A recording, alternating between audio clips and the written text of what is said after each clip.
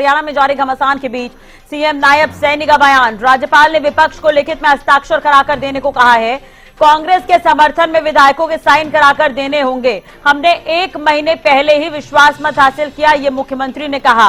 कांग्रेस लोगों को गुमराह कर रही है और कह रही है कि सरकार अल्पमत में है। तो ये आरोप यहां पर नायब सैनी कांग्रेस पर लगाते हुए नजर आए। इसके अलावा उन्होंने कहा कि कांग्रेस पर लोगों का विश्वास नहीं रहा। कांग्रेस ने राजभवन में राज्यपाल के सचिव को ज्ञापन सौंपा है। अब राज्यपाल फैसला नहीं लेंगे तो कोर्ट भी विकल्प है, ये कांग्रेस की तरफ से कहा गया है।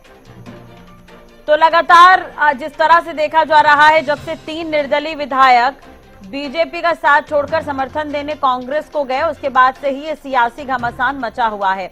अब इसी बीच मुख्यमंत्री नायब सैनी ने भी बड़ा बयान दिया है, जिसमें कांग्रेस पर आरोप लगाते हुए नजर आए हैं। राज्यपाल ने विपक्ष को लिखित में हस्ताक्षर कराकर देने को कहा है। कांग्रेस के समर्थन में विधायकों के साइन कराकर देने होंगे, ये भी राज्यपाल की तरफ से कहा गया है। सभी को जो विपक्ष के नेता हैं, माननीय राज्यपाल महोदय ने उनको कहा है कि आप लिखित रूप में उनके साइन करा के दीजिए, और क्योंकि अभी 1 महीना पहले हमने विश्वास मत हासिल किया। ये हर बार इस प्रकार का सगुफा छोड़ करके लोगों को गुमराह करने का काम करते हैं कि सरकार अल्पमत में है, क्योंकि कांग्रेस अब खत्म हो चुकी है। कांग्रेस के ऊपर जन का विश्वास नहीं रहा है, क्योंकि उसकी जो भ्रष्टाचारी नीतियां हैं, जो लोगों को प्रताड़ित करने का काम करते हैं, लोगों ने उनको नकार दिया है। अब वो कभी तो बोलते हैं अगर मोदी जी आ जाएंगे कि तीसरी बार संविधान को खत्म कर देंगे। अरे मोदी जी ने तो इस देश को संविधान के अनुरूप चलाया है, और डॉक्टर भीमराव अंबेडकर जी जिन्होंने ये पवित्र संविधान दिया, उसके 5 स्थानों को पंच तीर्थ के रूप में विकसित करने का काम भी, उसको भी सम्मान देने का काम भी नरेंद्र मोदी जी ने किया है। हम आज गवर्नर साहब को मेमोरेंडम देने के लिए गए थे। गवर्नर साहब किसी काम से उन्होंने तेलंगाना जाना था, तो उनके सेक्रेटरी को हमने मेमोरेंडम दिया। We were to put on record के प्रांत के अंदर, प्रदेश के अंदर प्रेसिडेंट रूल लगाया जाए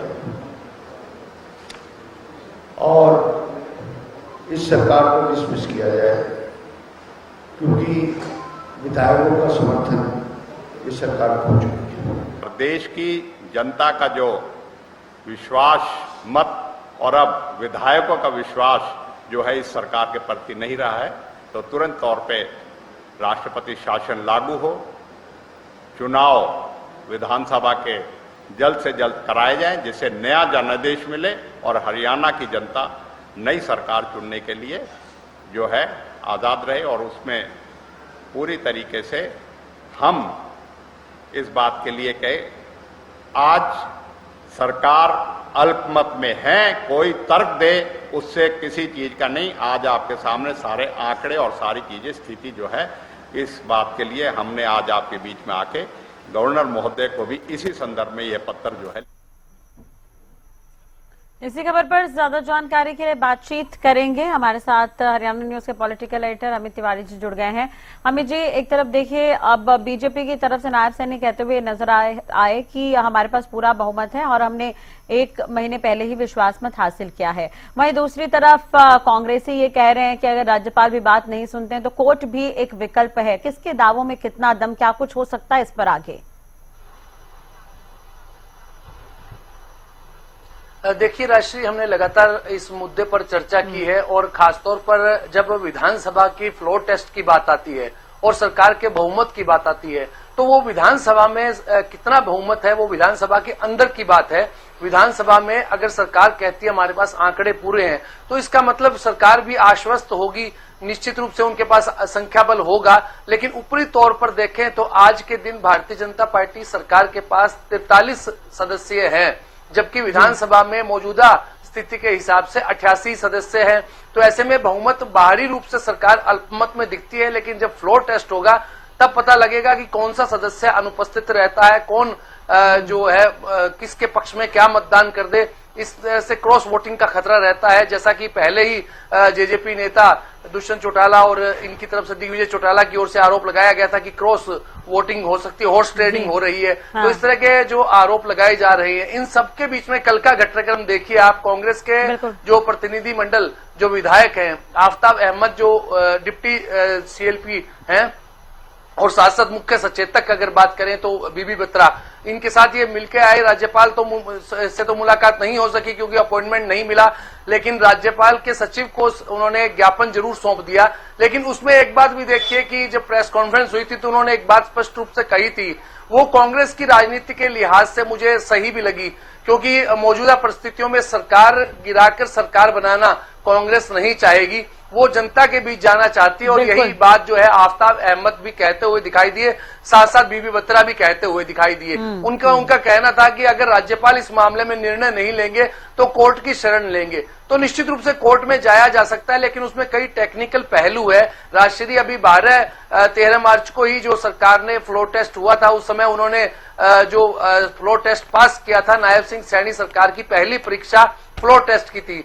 तो ऐसा कहा जाता है, इसमें भी जो मतभेद है, कई कानून विशेषज्ञ कहते हैं कि 6 महीने तक का समय मिल जाता है और कई कहते हैं कि 6 महीने का समय का कोई संवैधानिक प्रावधान नहीं है और न ही विधानसभा की नियमावली में ऐसा कोई प्रावधान है।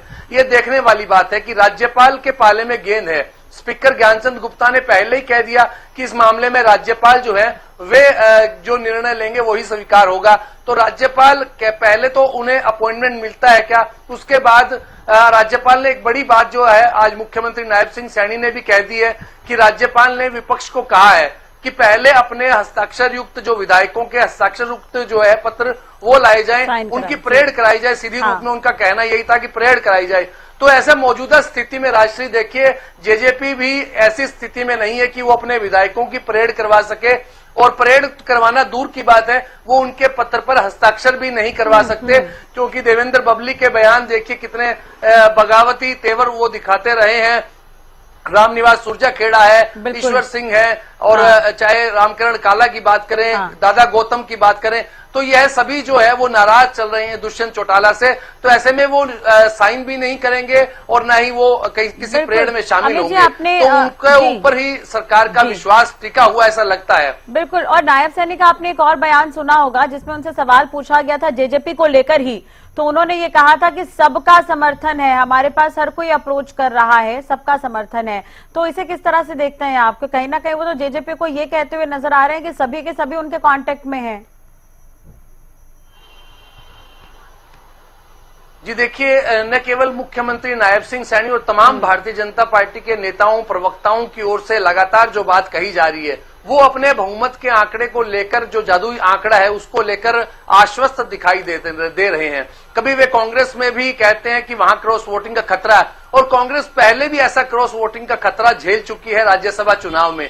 तो अंदर विधानसभा के जो चीजें होती है वो अंदर की बातें हैं, और वहां क्या कुछ हो जाए उसको लेकर न ही तो दुष्यंत चौटाला अपनी जेजेपी के विधायकों को लेकर आश्वस्त हैं, और अगर भूपेंद्र सिंह हुड्डा की बात करें तो वे भी कितना आश्वस्त होंगे। और देखिए, वे भी बार बार एक ही बात कह रहे हैं कि नैतिक आधार पर सरकार को त्यागपत्र दे देना चाहिए, मुख्यमंत्री को इस्तीफा दे देना चाहिए। लेकिन एक बात राष्ट्रीय तय है कि राजनीति में नैतिकता नाम का कोई शब्द नहीं है। नैतिक आधार पर कोई इस्तीफा नहीं देता, केवल दबाव पड़ने पर और जब बहुमत साबित नहीं कर पाते उस समय इस्तीफा देता है। राजनीति में जो नीति और नियत जो है वो नहीं है, केवल राज करने की नीति और नियत है, नैतिकता नहीं है। तो ऐसे में नैतिक आधार पर इस्तीफे की बात फिजूल है। अगर कोई कानूनी स्टेप चलाया जाएगा, कानूनी स्टेप उठाया जाएगा, उसके बाद देखी जाएगी। लेकिन फिलहाल जो है भाजपा नेता और खुद मुख्यमंत्री आश्वस्त हैं कि फ्लोर टेस्ट की पहले तो नौबत नहीं आएगी। अगर आएगी तो वे क्रॉस वोटिंग के जरिए या दूसरे तरीकों से जो है वे आश्वस्त नजर आते हैं।